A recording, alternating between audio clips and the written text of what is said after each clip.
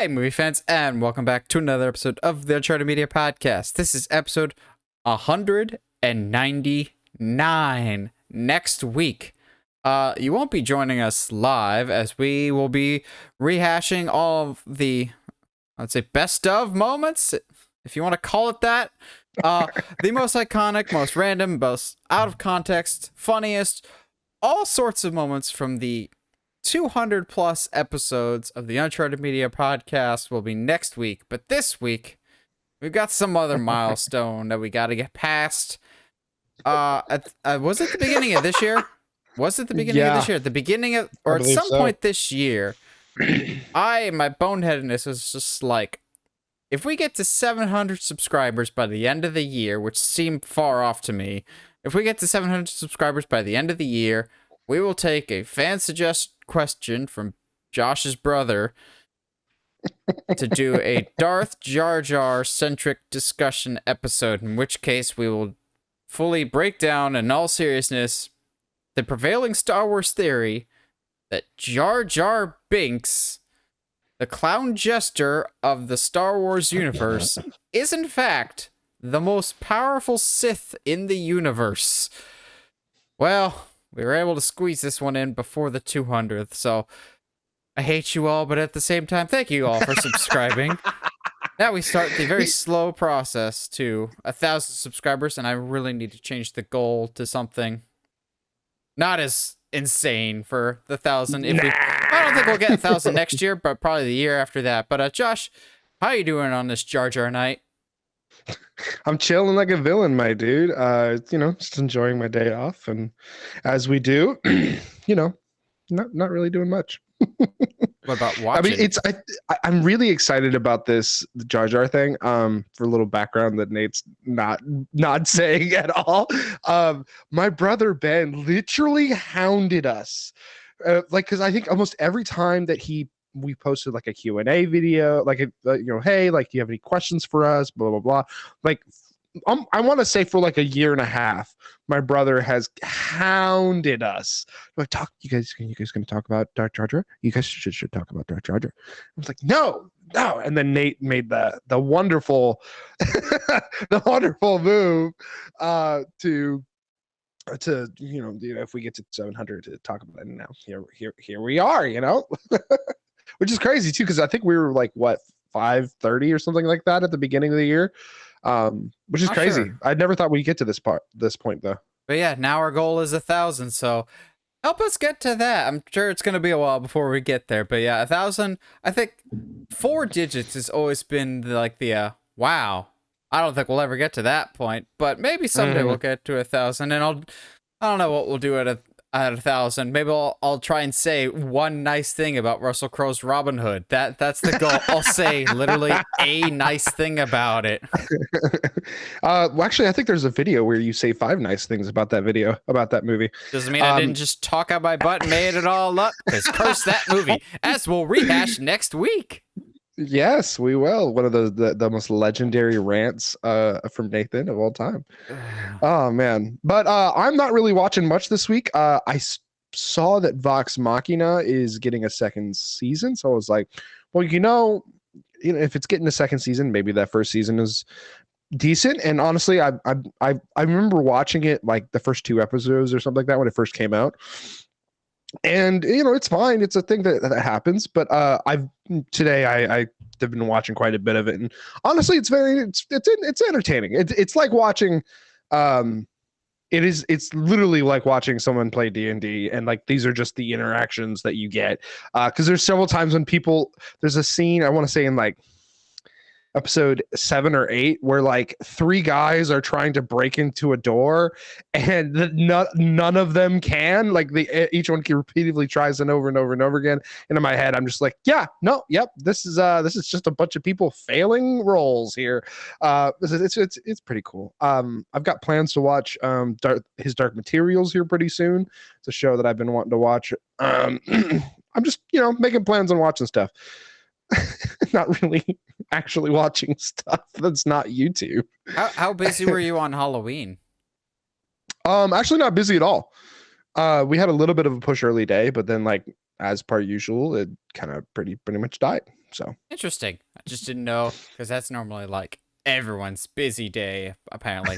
yeah. But yeah, I haven't been watching a lot either. Been playing a little bit more Gotham Knights. It's grown on me, but I still don't like how limited the combat is of just like how few animations there are, and also like I have to do side things before I can get to the main storyline. But that being said, I still really actually like the main storyline. They're doing a really good job with that. It's just everything else around it. Given that it's Halloween, Heather and I watched, I believe, Halloween 4. We watched Halloween 4, rewatched that. Still love it. And on my subsequent rewatches of all the Halloween movies, I'm realizing what makes a good Halloween sequel as opposed to a terrible Halloween sequel. And it's more or less confining Michael Myers to a specific parameter of like actual location. Like Halloween 2 works because he's basically just at the hospital. Halloween 4 works because he's mainly just at Sheriff Meeker's house. Halloween H2O mainly works because he's at the school campus. We're skipping Resurrection, even though that also takes place. Resurrection works because it's all in one house. It is in one house, we'll say that. And then 2018, he's more or less a beeline straight for Laurie's house, whether he knows it or not. Yeah, I love Halloween 4, but other than that, I'm not really watching anything new. I saw Barbarian is on HBO Max. I want to check that out. I'm hearing some good things about that. I need to get caught up on Amazon's Lord of the Rings. You say it's really good. I've getting some other people that say they're really enjoying it too. But we're getting to basketball season, so I should start working evenings. So I should have like the day to watch movies. So we'll see. But we got some weird news. So what a weird day, a week of news, man. Like always with news, it just went from like, oh gosh, I'm scraping the bottom of the barrel for news, and then like a Thursday or a Friday will hit, and then like it's a smorgasbord of a whole bunch of stuff dropping all in one day. Case in point, our first news topic of the day. No one's watching The Witcher anymore from this day forth. Is that what I'm getting? Because it seems Henry Cavill has decided to step away from the role of Geralt of Rivia and will be replaced by the other Hemsworth. No, not the one you like, the other one. Liam Hemsworth. I'm sorry, that's mean to Liam, but at the same time, when I saw this, my first thought, besides Henry Cavill related thing, which we'll obviously talk about, is Netflix. You do realize you've made multiple movies with, movies with Chris Hemsworth, with Extraction, and what's the one where he's a psychologist that no one watched. You've made multiple movies with Chris Hemsworth. Was he too expensive to do a show? You went with Liam's not bad, but also, like, he's not known the world over for his acting abilities. He seems like a good dude and all, but I'm just like, Henry Cavill is Coke. Liam Hemsworth is Costco brand. Like, okay, that kind of Coke. Oh, yeah. Not that kind of show, Josh. But my first thought, as all of your brains should go for first thought, is, oh, so Superman stuff is moving very quickly if Henry Cavill's like, I'm out. But on the flip side, it might not be Superman related, but Henry Cavill might have found a perfect excuse with Superman because... According to various reports, Cavill has not been a big fan of the direction of the show the past season or two, and being the diehard fan that he is of this material, I can absolutely see him sticking up for some aspects and wanting it to be a specific way, and if a show goes in a specific direction, being like, not what I signed up for, I'm a big enough star, I can walk away. What, if you had to pinpoint it to one specific thing, Josh, why do you think Cavill's leaving basically one of his dream roles? Yeah, I mean, well, like, to be fair, we have not gotten season 3 yet. So, and to be clear, he's saying he will not return for season 4. We have a lot, like, there's a lot that can potentially happen in season 3. But I'm kind of with him. I do enjoy the show. But season 2 definitely dives deeper into Witcher lore, for better or for worse. And much like in Halloween Kills, Evil Dies Tonight. This girl is will be the end of the world. It really gets old, like because they say it like at least almost every episode, and it gets old really quick. I don't blame him for stepping away. Obviously, I think the easy thing to do here for fans is to be like, all right, cool. Can't wait for him to step away from this show I really like right now to go be in a mediocre DC movie, which I'm hoping is not necessarily the case as far as the quality of the DC film. And no offense to Liam, it is definitely. I guess if I was thinking of people to replace Henry Cavill as Geralt in The Witcher, I don't think his name would have ever come up. So it'll be interesting to say the least. Because I couldn't use Army Hammer. I mean, yeah, he's one of the monsters instead. I was gonna make a cannibal joke, but I decided not to. But like I just Army Hammer might come back to bite you in the butt. Oh, boo. That joke was tough to swallow. So he's had practice. There's a lot going on here, and I think it'll be easy for people to be like, all right, cool. No more Henry Cavill, time to go. No more Witcher for me. As I think with most things, I think I'm willing to give Liam, the benefit of a doubt. We haven't, at least I personally haven't seen him in anything lately. So maybe, he's pulling something out of his butt here. Who knows? I mean, maybe it's going to be great. But like, obviously I've seen other people like, oh man, like mad at DC because like it's somehow their fault for Henry leaving for an opportunity to play Superman again. Yeah. Which is something he's wanted for a long time. So it's like, all right. Like, it's interesting seeing the reaction online of you get a whole bunch of Superman and DC fans going, yay! And you get a whole bunch of Witcher fans just going, ugh, why would he leave to do crappy DC movies? I'm just like, okay. Me, as someone that doesn't really know a whole lot about The Witcher, and I will openly admit that I have more of a Superman bias, but I'm looking at this going, ask the average person that's not on social media, doesn't follow a lot of like the entertainment news. Ask them who Superman is, and ask them who Geralt Rivia is. Yeah, absolutely. And almost everyone's gonna know who Superman is. Geralt's got his diehard fans within the specific section of either like the show or the games or even the books, which is totally cool. But Superman is Superman. When people want you to come play Superman, it's a hard role to turn down because it's one of the most iconic roles ever. He is passionate about both these roles. He loves them both dearly. He's openly stated that.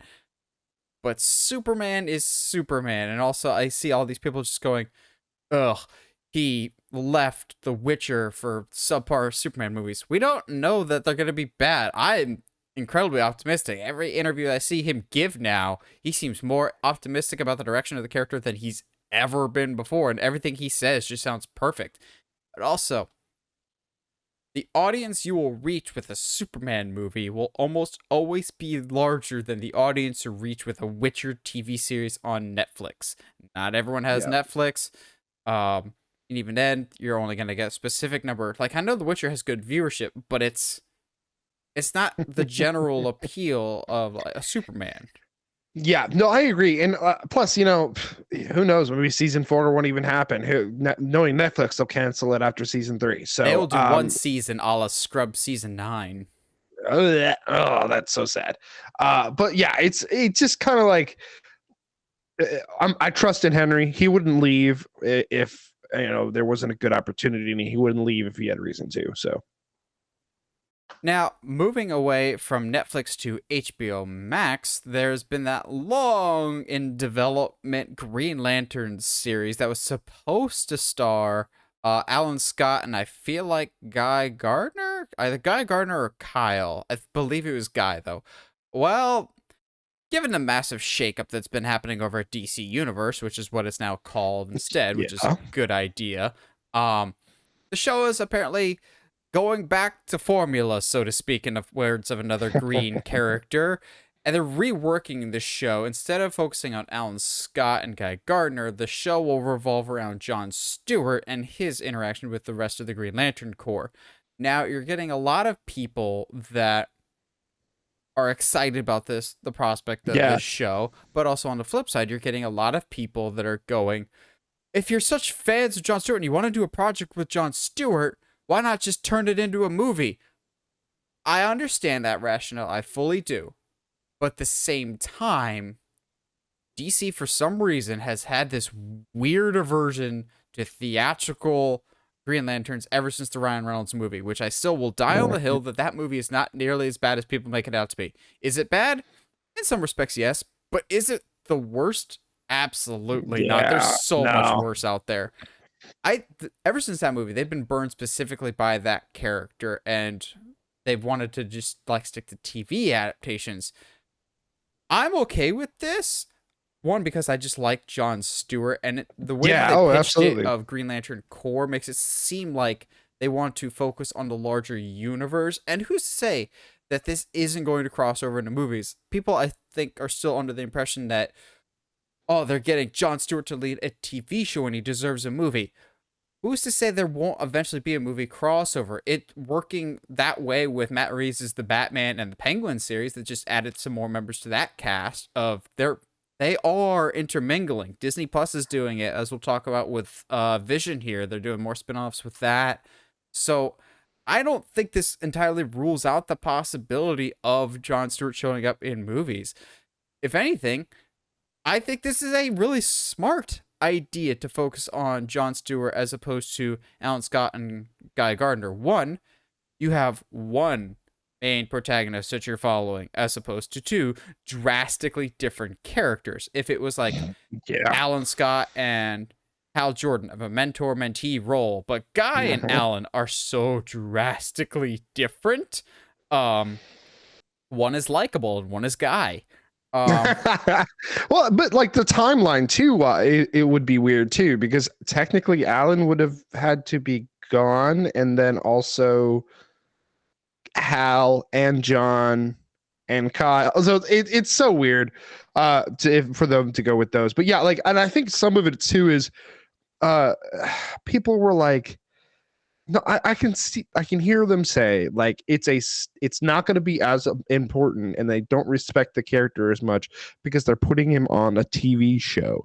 And I don't think that's the case at all. I think sometimes, and I think you will attest to this as well, Nate, is that some of the best deep dives and characters have absolutely happened in more of a TV format, a serial format.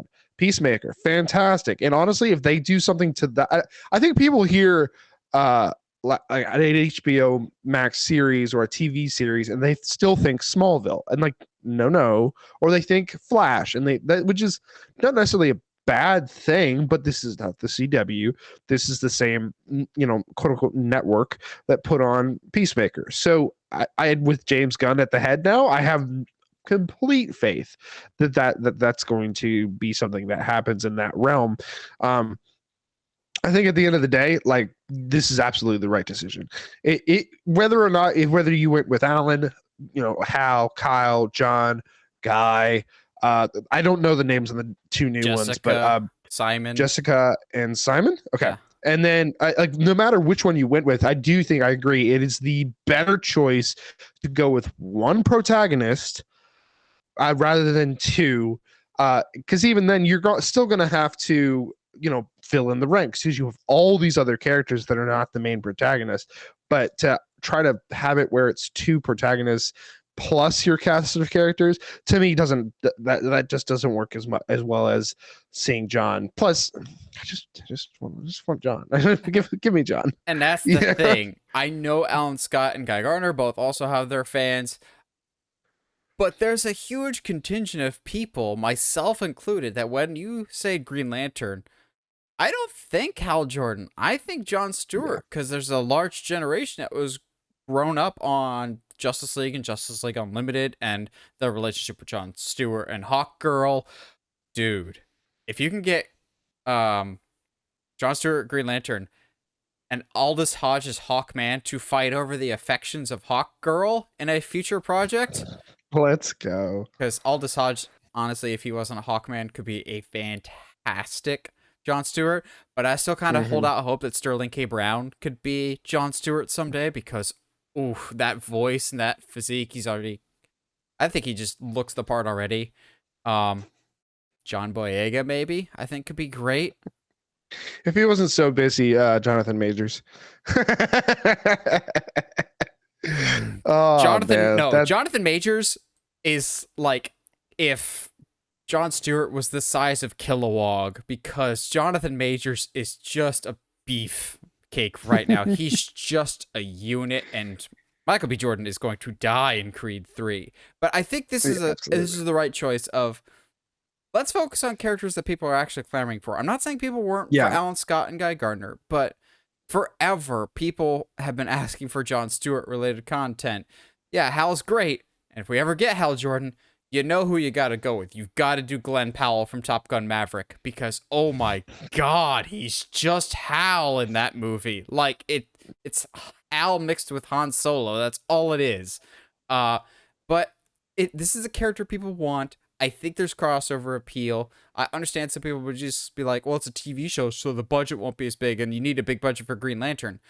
If they're scaling back the story, you don't need as big of a budget. I'm not saying like CW style, but HBO Max has a willingness to spend money despite what people think. Like, House of the Dragon clearly has a big budget. Last of Us clearly has a big budget. The Penguin's gonna have a big budget. Like, they're willing to spend when they want to. Yeah. Well, I think it's something to keep in mind. Like, this isn't the start of the CW days. This isn't 10 years ago. Companies are very willing, because of the track record of TV shows now, to put millions and millions of dollars into TV shows now, because it's worth, the payoff is absolutely worth it. Putting more money in to make the effects look better, to make your story better, just ends up being better for everybody. And I guess for me, the question of whether or not the budget was going to be small was never a concern for me.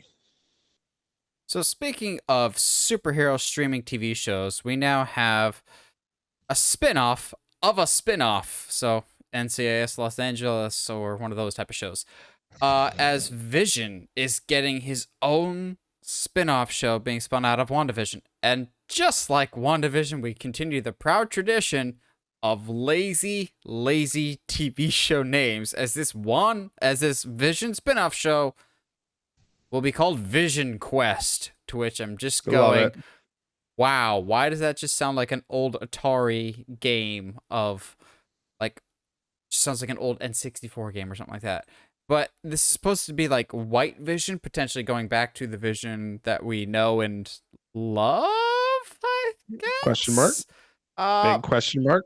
The Vision that we know from the MCU before he became the, what was the ship? The ship of Theseus of the MCU, so to speak. I don't care. For me, Vision peaked in Age of Ultron, and after that, he's just kind of there. Like, I feel like Vision was introduced to be a means to the ends, which is, okay, Vision in the comics and in our universe has an Infinity Stone in his head. We need that Infinity Stone. Well, what do we do after that? I don't know. We just need the Infinity Stone. A lot of people liked WandaVision. I liked certain episodes of it, but as a cohesive whole, I didn't dig it overall. I think Paul Bettany is fine as Vision, but Vision is not a character that I'm particularly interested in. My big question, though, and my big hang-up with this is, within the MCU, where does this fit, and why is this significant? Like, we're going in a specific path with the Marvel movies right now, with multiverse stuff. How does this factor in? Why does this factor in? Why does this I'm getting to the point of just like, we're getting all this stuff, movies and Disney Plus and whatnot. I'm just, what actually matters? What do I actually have to keep up with so I'm not far behind? And I've is that just me, or is that the general fan sentiment, you think, Josh? No, no, no. I think this is something you and I have said for the past like 3-4 months of just like, okay, cool. So what is required watching? Do I need to watch this in order to understand what's about to happen in the films? And if that's the case, stop, because I'm fine with like little how do we want to say this, like Elseworld, like little tiny little adventures going off to the side, because I think like a spin-off series makes it sound like, okay, cool guys, so something big happened and now we're going to take this character and move on with the story with them, and that'll be interesting, and then that won't tie into anything. And to me, like, I understand you're trying to come up with content for Disney Plus paycheck, but like, you can't just do a story out of everything. Like, you can't just be like, all right, cool, spin-off series for everyone. Do you remember that time when they had all that planned for the Star Wars stuff? Like, everybody's getting a spin-off. You're getting a spin-off. You're getting a spin-off. And then everyone was like, but we don't want spin-offs for everybody. So it's funny you bring up Star Wars. There's a report that came out today that apparently the new mantra at Lucasfilm is, quote unquote,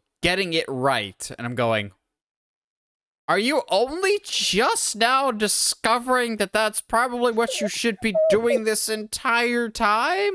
Like, correct. I don't know. Maybe when you hire somebody, don't do it for the headlines and actually plan on keeping your directors. I don't know.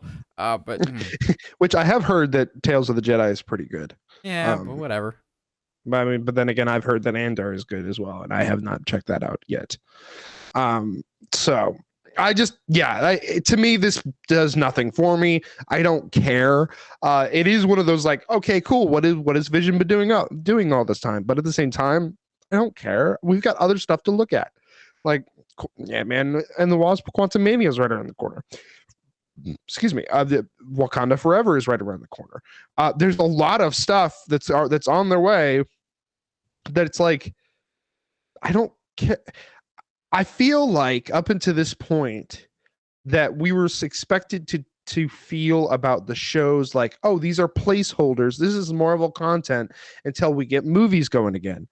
Well, now movies are back, so why are we still doing series? Because if you're going to expect, like, this is, I guess, circling all the way around for us here, if you're going to expect people to pay for your service and watch your shows that are now canon, I think you are severely overestimating your fan base.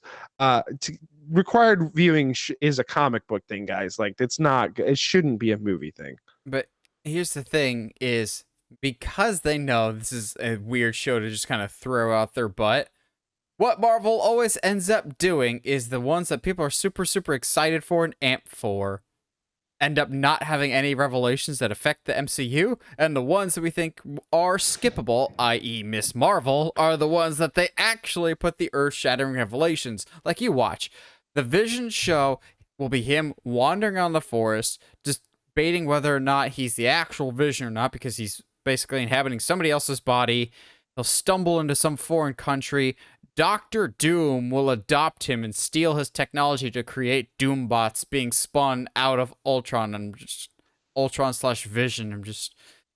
That's how they'll introduce Doctor Doom, is by this secondary spin-off of a spin-off TV show, because that's how they've been doing it lately on Disney Plus. Is the shows that you're not actually watching are the ones that end up being the most important, or the shows that you think will be important, WandaVision, actually aren't.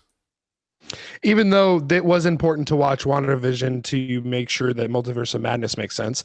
And even then. Fine, whatever, sure. This show is going to be a thing. Another one that was supposed to be a show, but is now getting turned into something else, is the Wonder Man, what was going to be a series, but now it seems like it's going to be a one-off special a la Werewolf by Night, which, I can't stop raving about Werewolf by Night. It's so good. But we're supposed to be getting this Wonder Man special, and now we have our Wonder Man with Black Manta. Yahya Abdul-Mateen II is going to be the MCU's Wonder Man. I'll be perfectly honest. I don't really know the character or the history of Wonder Man all that much, so I've never been that excited for this show until they announced that Destin Daniel Cretton, the guy who did Shang-Chi and The Legend of the Ten Rings, was the one doing the show. I'm going, cool. I don't care what it is. It could be Wong reading the phone book for an hour, and if it's as long as it's directed by Destin Daniel Cretton, I'm interested. Then you add Yahya on top of that, and I don't know what the show is, but I'm interested. I joke that he's Black Manta because it's a Marvel DC crossover now, but take Black Manta out of the picture. You've got, spoiler alert for if you're that far behind on your shows, you've got Dr. Manhattan in Yahya Abdul-Mateen. You've got him in Candyman. You've got him in Us. You've got The Trial of Chicago 7, which I think is so good. He has got such a varied catalog so early in his career already. I think he's a phenomenal actor, and I love whenever I see his name attached to anything, I'm just going, you're a pretty good dude. I like when you show up and stuff. I also would not be mad at all if he showed up in a Creed movie at some point. But yes, I'll be honest. I'm not going to pretend I know who Wonder Man is. You know, like you're supposed to on YouTube. You're supposed to pretend you know all the comic book characters. I don't really know who Wonder Man is. I believe he's like a TV personality or movie star that's a superhero at the same time. You can ask me all you want. I have no clue. In my head, I saw Wonder Man and I went like, okay, cool. So the Shazam, name dispute is a problem, but this isn't. All right, cool, whatever. Oh my gosh. Yeah, sure. Okay. I think maybe I'm excited because of the director and the actor. That's the only reason. I have no knowledge about who Wonder Man is. I mean, where does this fit in the canon? Where does he fit in the canon? Does it matter? It's more of a question about where we're going right now with Marvel storytelling than it is anything about the actor, the director, or even the character of Wonder Man. Of just like, okay, so you keep giving us these series, but we have no idea why. There's nothing other than, hey, we want to do characters. Here we go. Which I'm not exactly like against, because like if DC did something like that with like, here's Static Shock, here's Blue Beetle, and like just gave a series about all these people, I wouldn't hate it. I wish there was a overarching story to a reason why we're just throwing people out there. And it's not just like it's not like they're treating movies like a comic book publisher. Well, that's why I'm in favor of these like one-offs, like I said, like Werewolf by Night did, because it's 50 minutes to an hour. It's a very self-contained story. It makes me super excited for the Guardians of the Galaxy Christmas special, especially after watching that trailer with Kevin Bacon. Oh my gosh, I was like, okay, that's your hook. Fantastic. I'm interested. I need to see this now.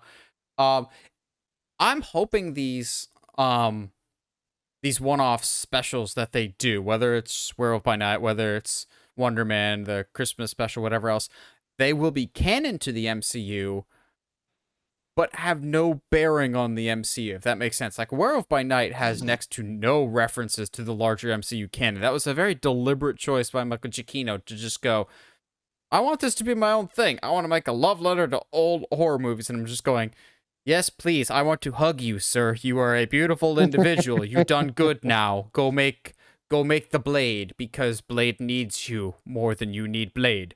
I want more of those of the MCU, as we point out numerous times, is like a comic book series. You pick up the next issue, a la the next movie.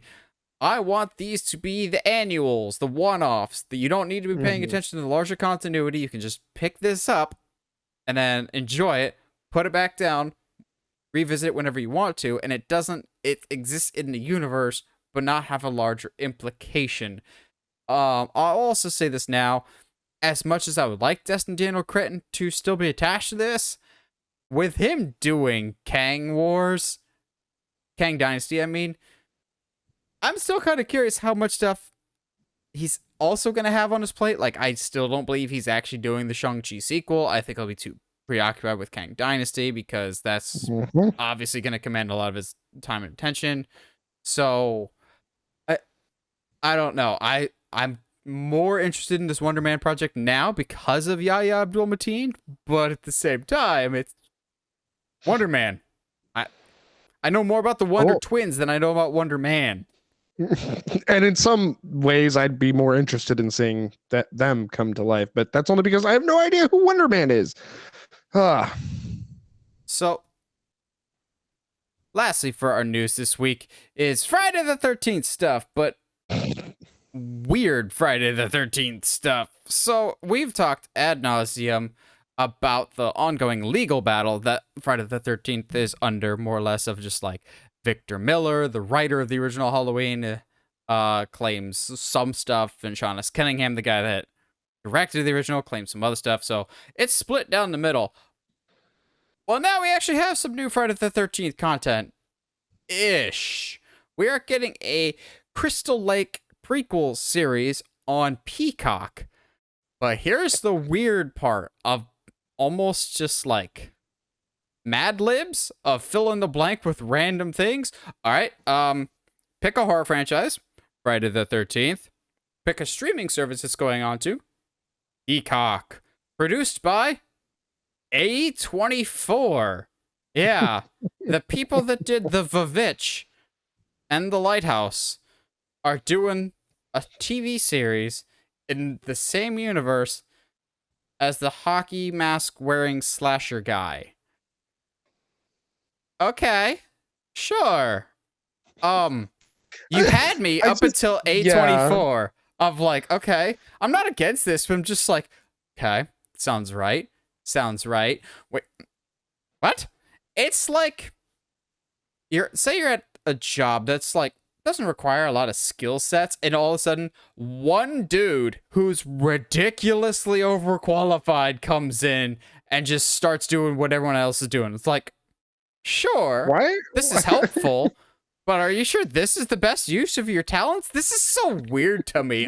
It is Friday the 13th. Well, Crystal Lake, because I don't know if they can. I don't think they can actually use the name Friday the 13th. I think that's in the Cunningham camp. So which is in the Cunningham still camp. Weird.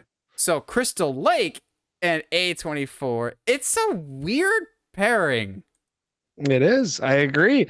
I think the weirdest part of it is that it's a prequel series. So it's like, are we just going to see a bunch of kids bullying Jason? Like, what is this series going to be about? Because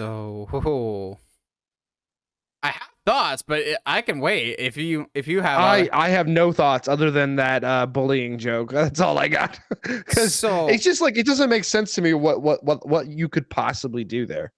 So some of this might step on the canon that is Friday the 13th, but given that I'm a Halloween fan more than I'm a Friday the 13th fan, screw it. The canon doesn't mean anything. Your timelines are as confusing as heck, so let's just jumble it up anyway.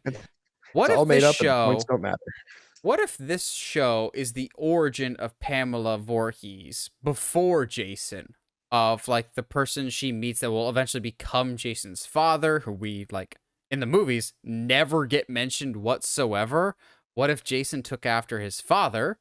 What if Pamela starts off nice and we kind of get like a descent into madness, a la like the Bates Motel show that was more or less an origin for Psycho?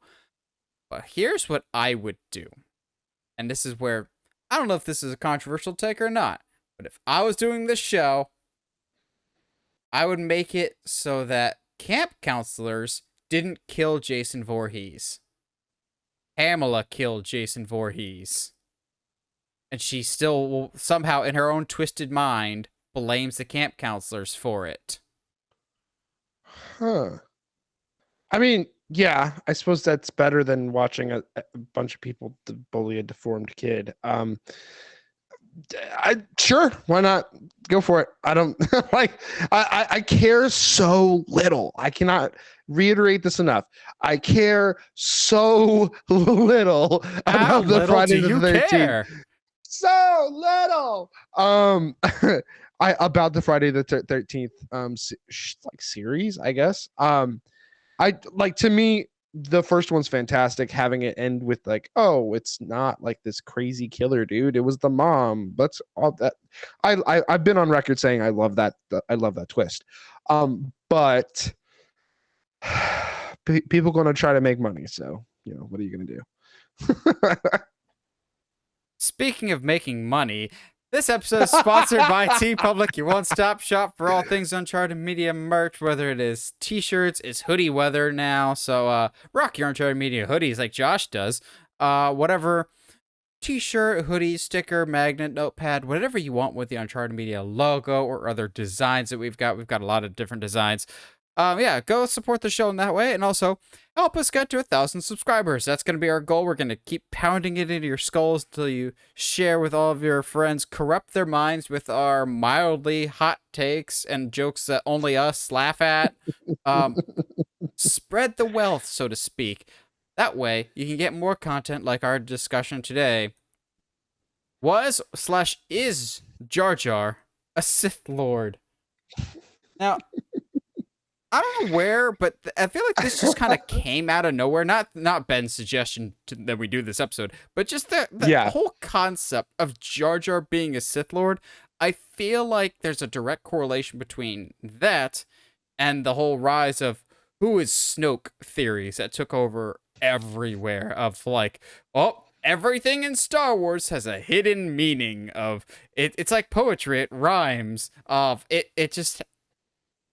It could just be that Jar Jar was meant to be comedic relief. And I think for the most part, people have treated this just as a fun thing. I don't think people think this is actually serious, but then I'm sure there's people that hate the prequels that are just like, I need a justifier. I need some reason to think that George Lucas mapped this all out and it was no way just bad decision making on his part. I need to rationale that this thing that was clearly meant for children is actually meant for adults, because heaven forbid something be targeted for children and children alone. That is fine.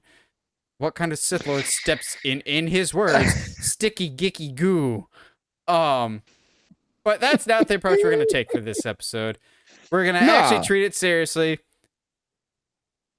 What is there evidence that could potentially support the fact that this moronic Gungan is the most powerful being in the universe? And again, it sounds like I'm bagging on Jar Jar. I think he's a dumb character, but I don't hate him nearly as much as the generation before me. Like, he gets some unnecessary hate. I'm like, yeah, he's annoying, but he's only really annoying in the first one. Then you bullied Ahmed Best to the point of they barely used Jar Jar in 2 and 3 because y'all are terrible. But yes, and he doesn't do a whole lot of acting. The kid who played Anakin doesn't do anything anymore. So it's like, we don't hate.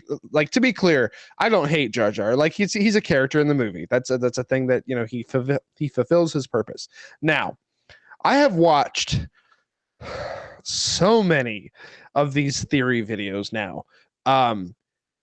I want to be clear on my stance here before we get into like all the little details on what people say and what even we say why reasons he's potentially not who he says he is. This theory is a stretch. Like, Mr. Fantastic, I don't think can stretch as hard as this theory is. Now that I've seen all the theory videos, there's definitely like a part of me that's like, I can see him lying about himself, that he's not exactly this moronic Gungan that he presents himself as in the Phantom Menace. But the guy who is in league with Palpatine to rule the universe, I think that takes it too far to me. But yeah, so let's talk proof. Let's talk proof. You have anything right off the dome that you want to lean into? So the first point that I always come up with Jar Jar potentially being not what he appears to be in the movie is not necessarily his introduction, but when we're getting slight backstory about him when they're in the underwater craft as they leave the Gungan city. Obi-Wan and Qui-Gon are just kind of chatting him up. They're just like, they tried to kill you. They tried to execute you. Why were they going to execute you? Oh, I was banished and they sent me away. And they're like, why were you banished? Oh, it's a long Otelo, but you could say Lisa was clumsy. Clumsy. You were banished because you're clumsy. Lisa mightn't be saying that. Gosh, I've seen this movie so much. I will say, as a kid, I am screw all of alarmed you. at how well you do that scene. That's because genuinely, there's like maybe 4 or 5 movies that I can quote the entire thing because I've watched it so much. Phantom Menace is one of those movies. I wore out my VHS. Phantom Menace is great. I would sit through 2 hours of the movie just to get to Duel of Fates and then fast forward. Even as a kid, I'm going, why are we doing so many other fights? But no, I have Phantom Menace memorized. So almost any Jar Jar line has been in my head since 1999. Thanks, George. But he's more or less chalks it up to, aw, shucks. Who but Quagmire? Like, yeah. Jar Jar's been banished. That's a bad correlation. That's a bad reference there. No.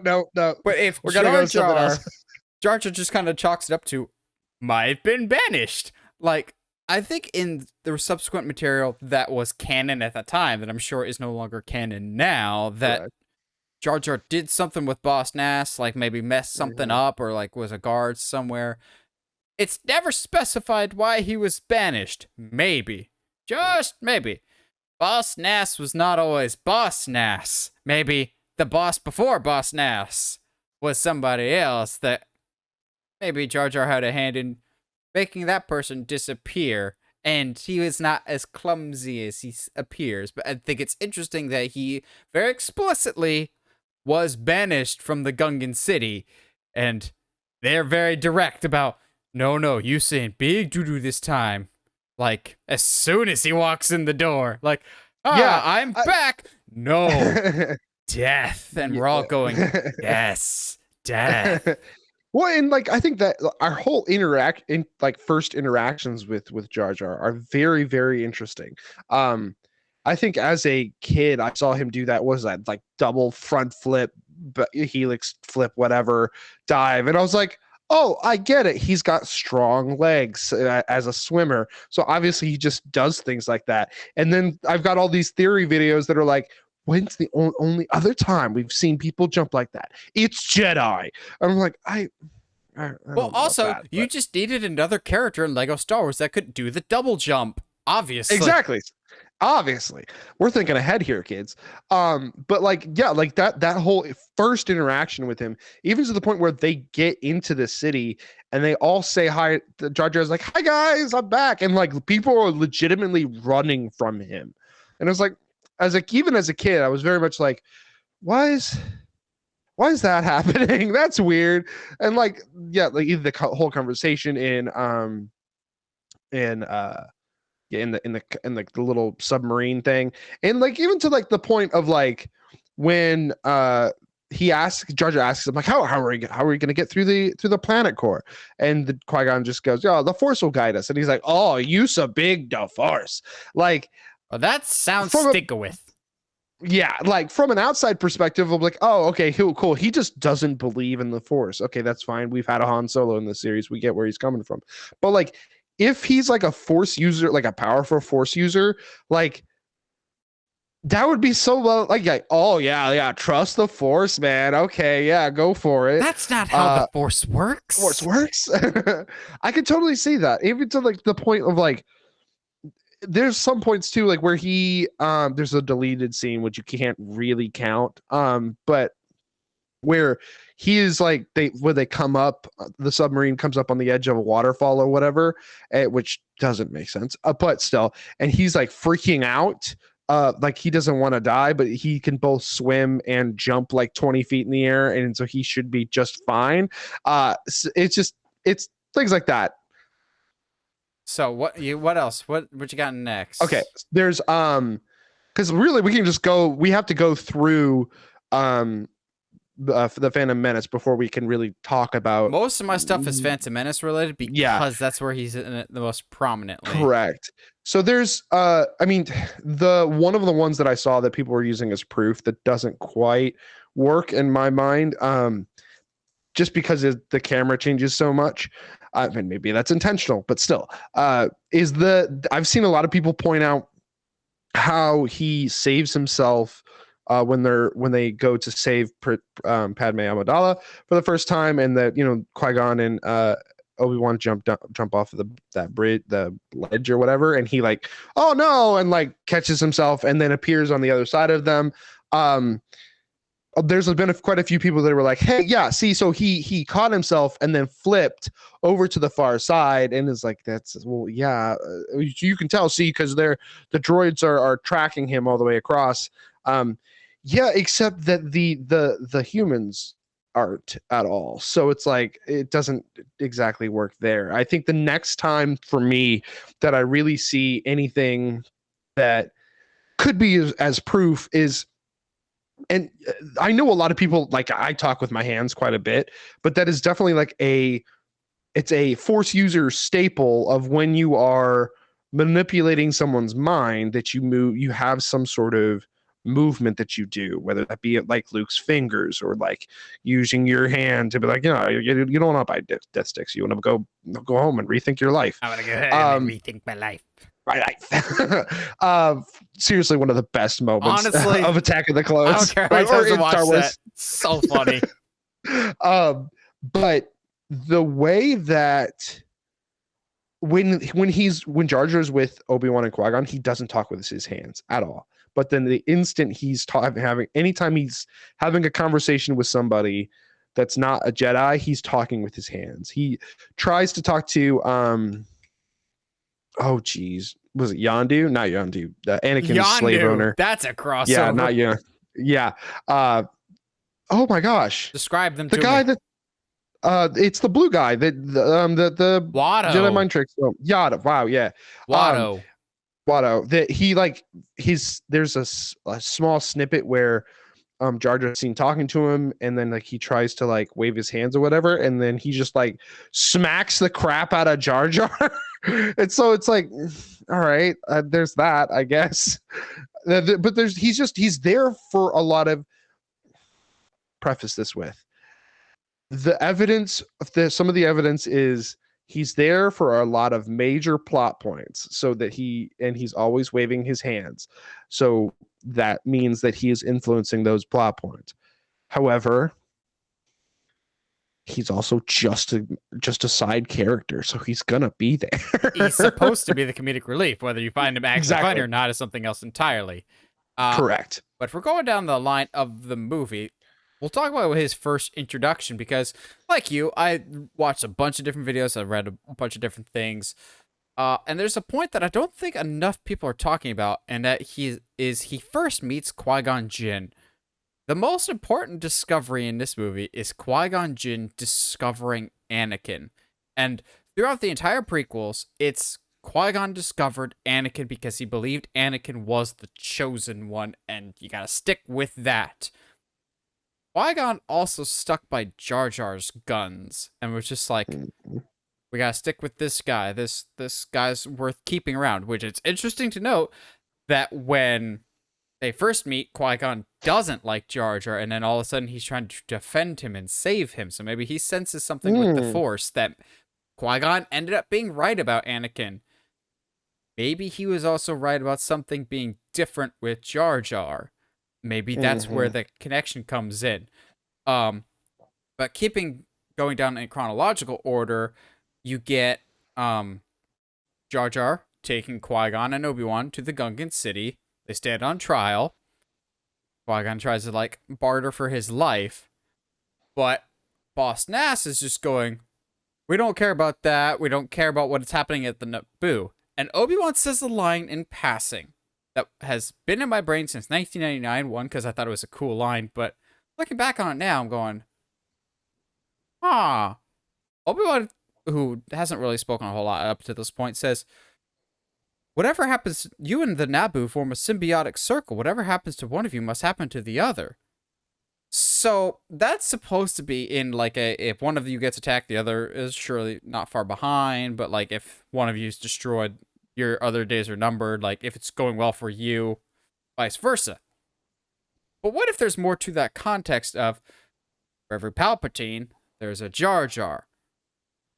A little bit of a stretch there, but it's a symbiotic relationship. I got you. There's duality in Star Wars everywhere. Like Rise of Skywalker I really got that leaned though. into I got it. you.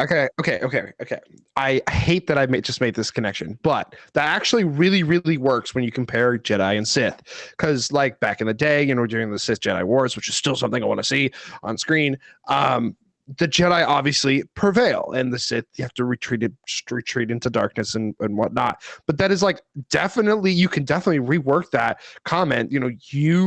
The Sith and the Jedi form the two sides of the Force. You form a symbiotic relationship with each other.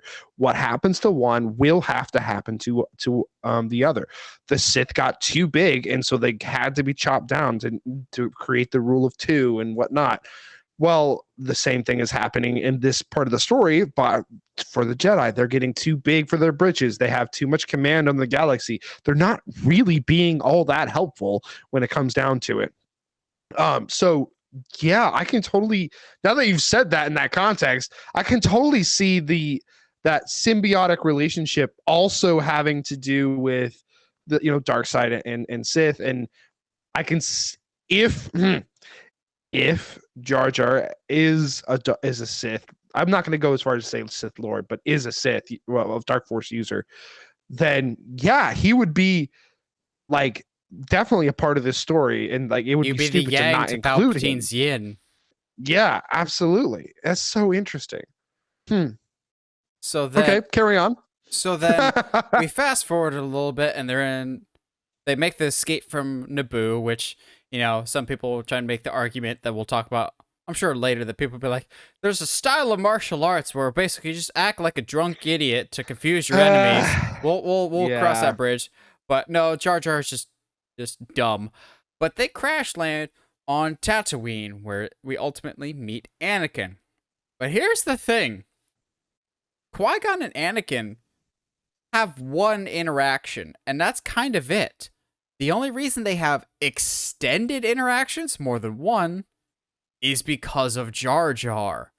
Qui-Gon would not have spent any more time than Anakin than checking out the parts place, Watto's shop, had Anakin not saved Jar Jar from Sebulba's attack at the bar. So potentially, Jar Jar may have put himself in a position, knowing the future of the Force, to say, Qui-Gon needs more time with this boy. He needs to be here during the sandstorm, so that way we are stuck inside. Also, you get the whole scene of Qui-Gon and Jar Jar's eating all the apples, and Qui-Gon's clearly got quick reflexes.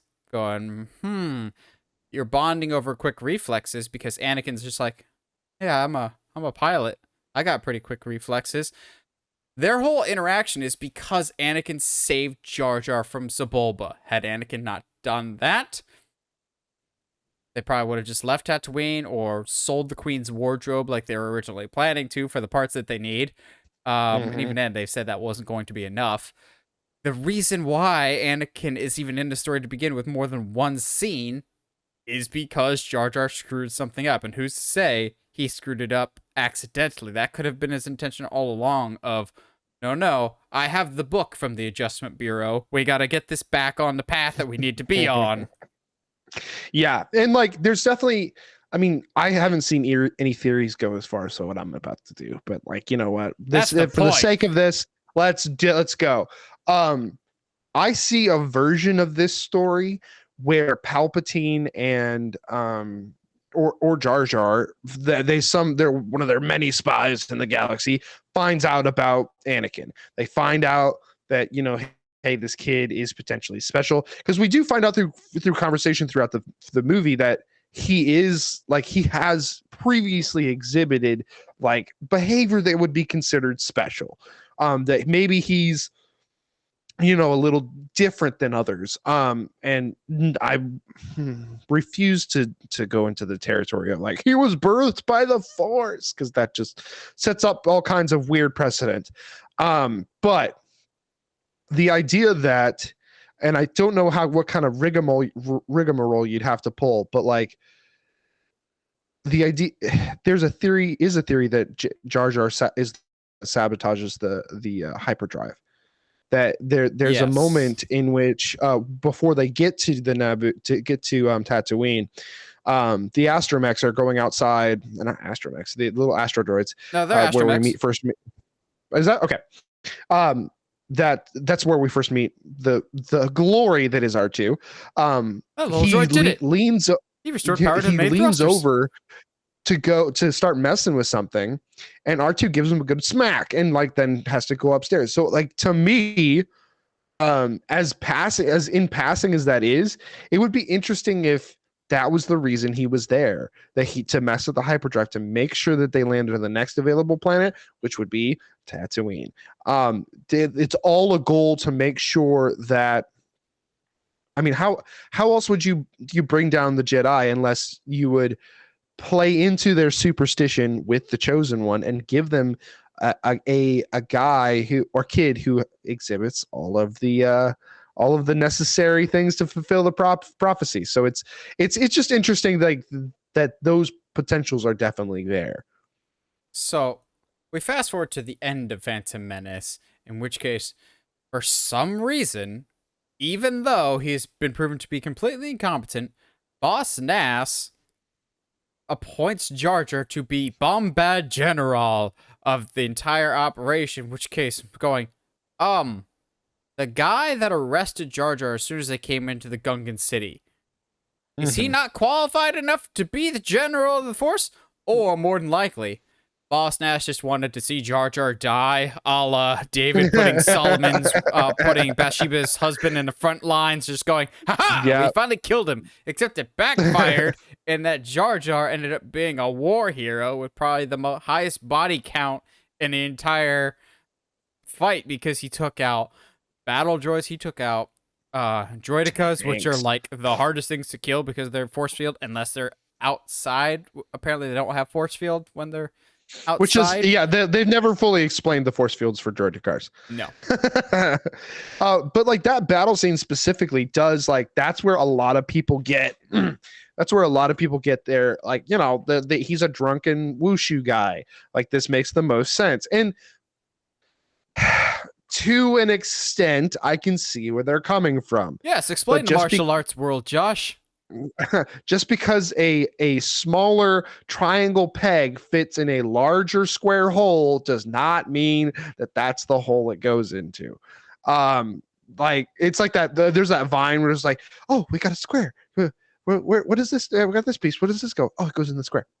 And like it continuously puts the wrong pieces in the wrong holes. But anyway, to me, so okay. Drunken Wushu is all about, and I'm obviously I'm not an expert on this, but it's basically using your own and your opponent's momentum against them. Which is, I mean, so you stupor a lot, using your own body's momentum to throw yourself into certain positions, and certain kicks and punches have more power because of some of the movements you're doing. That being said, I can't believe there's some, like, I'm seeing that scene in my head and I'm just like, no. I understand, like, he's super lucky. But I don't think that's what's going on, because he's literally avoiding the fight. Yeah, very clearly avoiding the fight. And there's a couple times where he like notices that there's something behind him without him really having that ability to kind of, or that wherewithal to know that there's something behind him or something coming for him. There's a couple times that he's almost seemingly like on purpose, like dodges lasers and stuff, which I think as an audience member, we're just like, no, there's no way that one person could be this lucky. This really him, happening by happenstance, getting free out of this battle without a scratch on him, really breaks the reality of this fiction, of this sci-fi children's film. Wizard sci-fi story.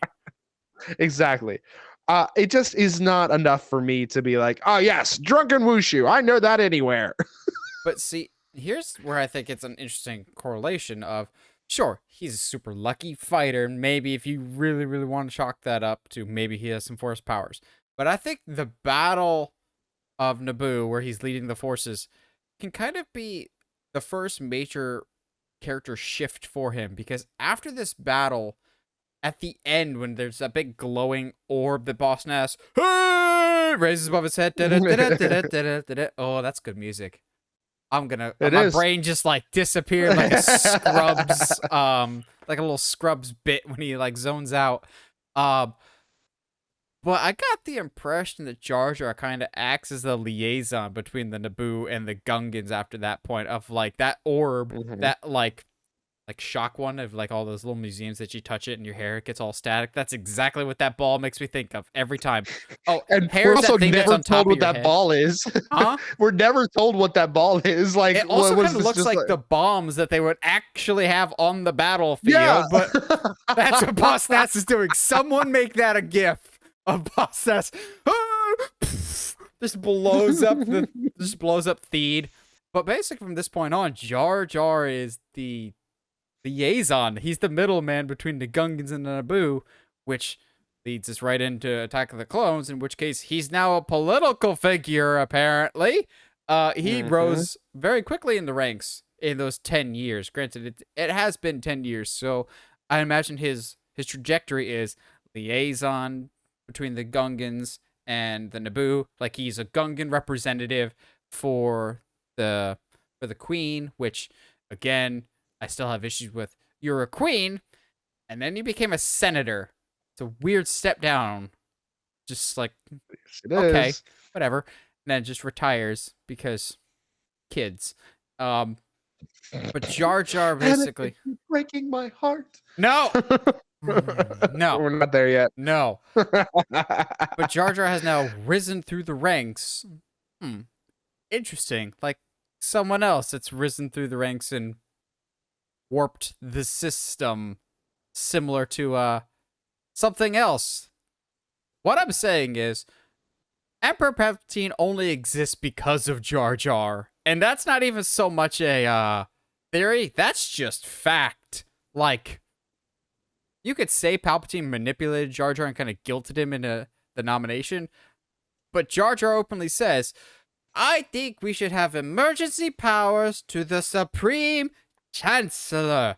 And then, wait, is that part 2 or part 3 that he says that? Because then Padme has, honestly, gotta be 2. The line that deserves to be in a much better movie of, "So this is how liberty dies, with thunderous applause." And I'm just going, that line has aged way too well, and I don't like it. Like, that line feels like it belongs in V for Vendetta, actually. Yeah, but basically, which also is a movie starring Natalie Portman. Yeah. But Jar Jar is the reason Emperor's the Emperor. Yeah, he really is, though, and to the point, like people have pointed out, like even though he has no affiliation with him, at least that we're aware of, at the funeral scene for Qui-Gon, he's seen standing next to Palpatine for the entire scene. Which, again, to be fair, somebody else has also pointed out that they're both from Naboo, so they would, if assuming that Jar Jar is a Sith, like, and Palpatine is who we know him to be, then we really wouldn't be that far off. It wouldn't be that much of a stretch to think that they have already met. And that is continued to be a thing, to be kind of something that we notice, in that, like, even through most of the Clone Wars in that movie, Jar Jar's almost always right next to, if not a couple people behind, Palpatine. Say, like, he was Palpatine's boss, and he's the real manipulator, blah blah blah. I think that's hoping for too much, but I wouldn't be. I wouldn't be surprised if they're at the very least working together, because, like you said, yeah, Palpatine does not become the Emperor without Jar Jar, and I know we don't hear the whole speech, but Jar Jar just by itself telling the entire Senate, "Give emergency powers to the Supreme Chancellor." That doesn't do it for me. Like, you've got to give me some reasons here, and if he's like, with Palpatine's help, doing a whole, Jedi mind trick on the entire, populace, then sure. So here's where I don't think it's too far off, because, as you pointed out, we always see Jar Jar next to Emperor Palpatine. Emperor Palpatine is like the John Kramer from Saw of the Star Wars universe, in that every time you think, this is my last apprentice, this is my last apprentice, he was secretly training someone else on the side. Yeah. Like, Yeah. yes, at the end of Phantom Menace, young Skywalker, we will be watching your career with great interest. We're going, yeah, I'm sure you are, creepy old man. But this is around the same time that he just had Darth Maul, and supposedly he's about to start training Darth Tyrannus, aka Count Dooku. But the way those timelines work, there might be some crossover there of like, right at the tail end of Maul, he'd be like, okay, Maul served his purpose, I'm going to start working on this new guy beforehand. Maybe in the background, he's got some other plates boiling. You've got Jar Jar in the background in case this Dooku guy doesn't work out, or if this Jar Jar guy doesn't work out, he can get me to a certain point, and then this Anakin guy can take me to the next point because he's even stronger in the Force, but he's undisciplined, whereas Jar Jar may not even realize his untapped potential. I'm saying Palpatine didn't just stick with the rule of two, like Jedi and Sith are supposed to. He had multiple apprentices, so who's to say that Jar Jar wasn't one of those apprentices, and that's exactly why he's by Palpatine's side no matter what. I mean, so I like to think, especially the more we think about this, that the rule of two is just something that the Jedi said that they have to do. Parts of the Caribbean, they're more like guidelines. Yeah, exactly. And they sit there like, okay, but like, if you don't know we exist, then can you really govern us? So watch this. I'm gonna somehow manage to bring in Robin Hood Men in Tights into this conversation because of course I do. Imagine if there is actually no relationship between Palpatine and Jar Jar, except Jar Jar likes Palpatine and Palpatine does not care at all. It's like, good, hey Abbott, good morrow. Good morning, Abbott. Good morrow. Hey Abbott! That's how I picture the relationship between Jar Jar and Palpatine. Palpatine could just be like, something dark side. What's up, Master Palpatine? Oh, God. You survived the Battle of Naboo? Of course. You said me to die. Misa can't die. You said die. I just love the idea that they both know that they're Dark Force users, and they're like, Palpatine's like, yeah, he's like, this is the annoying guy from college. He lived a couple rooms down. I know him, but he just doesn't. I just don't like him, so I don't acknowledge his presence. And in Jar Jar's mind, he's like, this is the coolest guy. He said hello to me one time, and now I'm his best friend. He shook my hand. I'm never washing it again. But yeah, there's definitely like, there's no way that I think given everything that happens in Phantom Menace going into Attack of the Clones, because there's that theory that George, this was the plan all along and George just chickened out, which honestly probably wouldn't be surprising. But to be fair, like this was like the first nerd backlash I think that anybody really had to deal with. So I can kind of understand if it's not something that you're used to. Yeah, absolutely. But like at the same time, as weak, quote unquote, weak-minded as Jar Jar can come off in the Phantom Menace, I don't feel like he's so weak-minded that like one guy would come up to him. I mean, it is like Emperor Palpatine, but to just be like, hey man, you're gonna give a speech and then, you know, everybody's gonna make me emperor. Even if that's the truth, Jar Jar still has to convince everybody.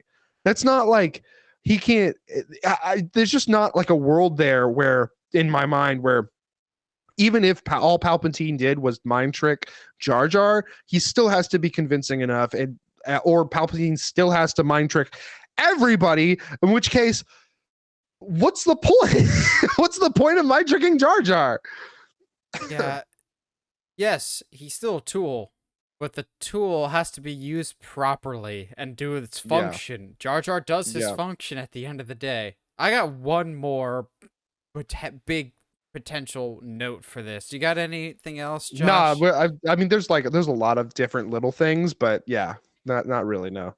It's funny that you brought it up. Of supposedly, my last point, according to the man himself, George Lucas, that was the plan all along. That Jar Jar. Well, George Lucas never once said that Jar Jar was the Sith Lord. What he said in the now infamous Red Letter Media review of The Phantom Menace, which is where we're all getting this clip from, because the protagonist. Honestly, God, that special is so good. It's one of my favorites. It's super good. George Lucas is seen on record in the mapping out of the movie stage saying Jar Jar is the key to all of this. If we need Jar Jar to work, we need to make this work with Jar Jar. What I interpreted that to mean is he's a lot funnier of a character than we've seen so far, which is, George's words exactly. I think he was looking to have a child-friendly version of a character, like this generation's version of C-3PO. And I know some people be like, but why would he do something so childish? Oh, excuse me, last Star Wars movie having giant fuzzy bears called Ewoks.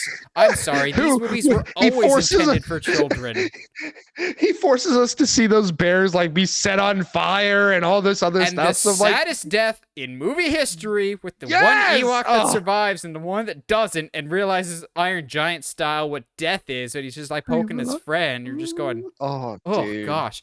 But Star Wars has always been intended for children. I don't get why people are so confused by the fact that Jar Jar was intended for kids. But, to people's credit, they seem to maintain that George's original vision for Jar Jar was, yes, he comes across like a bumbling idiot like Yoda in Empire Strikes Back, and then will be revealed to be a much more powerful being down the line that's in charge of everything, but changed his mind after Phantom Menace's backlash. Here's why I never believed that.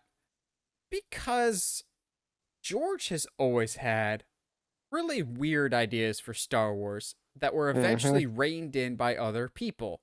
Like, I think the original name for the Jedi were like the Windows or something like that, and it was like the Battle of the Wills or something like that. Like, one thing that people always want to pretend is a big prequel revelation.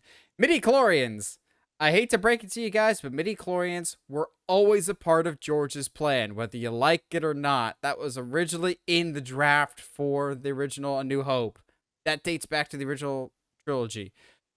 So I think with prequel movies, George had unlimited access to whatever. No one was going to tell him no because he made the original trilogy. So whatever weird ideas he had no filter, so he could just go through. And I think in George's mind, I think he finds Jar Jar funny and didn't see any issues with the character. He thought, yeah, kids are going to love him. Even as a kid, Jar Jar was kind of whatever. Then again, I feel like, and this is a very specific memory, I just grew up seeing Jar Jar's face on more merchandise and Taco Bell and Pizza Hut stuff than anything else. But I get people's rationale of, George said from the get-go, we need to make Jar Jar work. Would it have been something more nefarious or something story-related? Not likely. But it's at least an option to consider. I think he means Jar Jar is supposed to be the comedic relief of the movie. Yes. But it's an interesting thought nonetheless. Yeah, well, and there's because there was that tweet from the guy that played Jar Jar. Oh, Ahmed Best. Yes, there's that tweet. He's seen all of the theories, and the response he gave was like, basically, I'm paraphrasing, but I will say this: it is good to know that some people caught on to the intention, and like that's it. That's all he said, and it was like, okay. So maybe it's either a troll job by him, just going, "Oh yeah, Jar Jar was absolutely totally intended to be." Yeah. A big middle finger to the fans that burned him. That, or he's acknowledging the fans that are going, "Yeah, he was just meant to be comedic relief. I didn't find him funny, but he's there to be comedic relief." Or he's telling the truth. Tinfoil hat theory of just like, "Yeah, you're right. Jar Jar was intended to be a Sith Lord, and y'all Sithed on that idea." Boo. Just rearrange some letters, man. Yeah, I think there's a lot of like there's definitely some merit to the theory. I think before this, I would have told you that you're stupid and crazy and that there's no possible way. You still are stupid and crazy, Ben. But he's Curse also you, a father Ben. now. Uh, but like, is this theory still a stretch? Yeah, I think he's got to stretch some and fudge some details and not look at stuff that's not in context to make it make sense. But I do think it's interesting, and honestly, I think because when you and I started this, I was like, okay, cool. And then he would look like this, and then his lightsabers could look like this. It'd be something we hadn't seen before, blah, blah, blah. And I like got kind of excited about it because I was like, I mean, there's potential for this to be really stinking cool. And because, this isn't creepy at all. No, not at all. That's the but face there's definitely before like you die. the feeling, and I can totally see this, that a lot of people felt that Dooku was, rushed and kind of flat. And he didn't really, I mean, it's not like we knew a lot about Maul either, but yeah, okay. It's also not like we knew a lot about Vader before at the end of A New Hope. True. So it's like, it's definitely one of those, like, we need like you said, we need some sort of rationale to not hate this character, even though he's not really made for us. But blah, blah, blah, blah, blah. Fans always have this habit of, because I didn't like how it was done, I think there's an more elaborate theory that explains this thing, or come up with fan theories as to why it is the way it is or how to fix it. I think fan theories are fun. Even something as dumb as this, it's fun to think about and speculate about. I don't think it's worth putting any weight into it, but at the same time, we are absolutely also in that camp of putting out wild theories. I still ride or die with Mole Man being the villain in Fantastic Four. We're all prone to fan theories and speculation and our own interpretations for how stuff goes. So I think this is more just Star Wars fans at the time going, y'all theorizing about Snoke, we'll theorize about Darth Jar Jar, and then just the meme culture of that just really got the ball rolling. I don't necessarily think it's a bad thing. It's so weird that this is the thing that took off. But hey, whatever. If you guys like Darth Jar Jar, that's funny. I think that's very entertaining. But what do you guys think? Is Jar Jar a Sith Lord? If so, is there any points that we may have missed, like the hand-waving thing, if you wanted us to elaborate more on that? Whatever else, if you think we're totally nuts that Jar Jar absolutely is not, he's just an idiot that was written to be funny, whatever your thoughts on Darth Jar Jar, or whatever you think Jar Jar's Sith name would be, let us know that down in the comments, so I like hearing from you guys. And if you haven't already, subscribe us on whatever audio platform you're listening to us on, whether it's iTunes, Spotify, Google Podcasts, YouTube. And if you haven't already, subscribe to us on YouTube. Help us get to 1,000 subscribers. Help us start that slow journey to that. And as always, stay sharp, movie guys and gals.